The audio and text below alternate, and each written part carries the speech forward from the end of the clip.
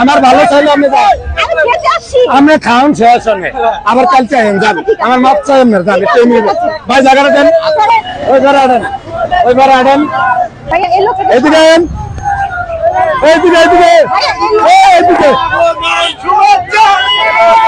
এই পাশে এই পাশে আমার দোকানের সামনে করেন।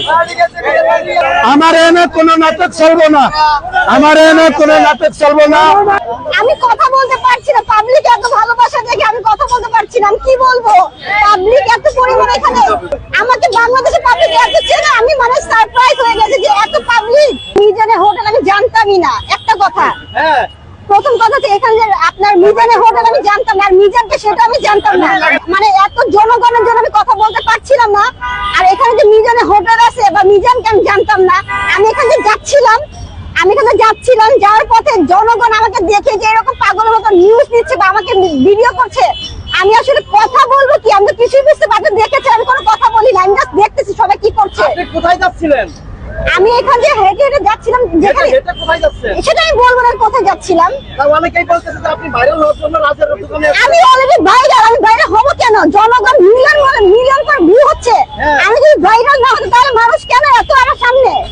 আমি তো ভাইরাল, অলরেডি ভাইরাল অনেক আগে হয়েছি। সবাই যেরকম আমাকে সাপোর্ট করছেন, রাজকে সাপোর্ট করছেন, রাজের আর আমাকে যে আপনারা ভালোবাসতেছেন, এই ভালোবাসাটা রাজের মাকে দেখায় দেন যে রাজকে আমাকে বাংলাদেশের জনগণ কিভাবে চাচ্ছে। আমি জাস্ট আমার শাশুড়ি রাজের মাকে বুঝাতে চাই। আপনি হচ্ছে মিজান ভাই হোটেলে কেন আসছেন? আমি খাইতে আসছি, ওকে আমি এক পিস খাবো, আমি এত খেতে পারি না, আমাকে দেখে মনে হয়। অবশ্যই রাজকে ভালোবাসি বলেই, রাজের ভালোবাসা কি পরিমাণে স্ট্রং বাংলাদেশের পাবলিক আমাকে ভালোবেসে দেখিয়েছে যে বাংলাদেশের পাবলিক রাজ আর আমাকে যে কতটা ভালোবাসে তার প্রমাণ হচ্ছে আজকে এত জনগণ আমাকে দেখার জন্য মানে এত পাগল।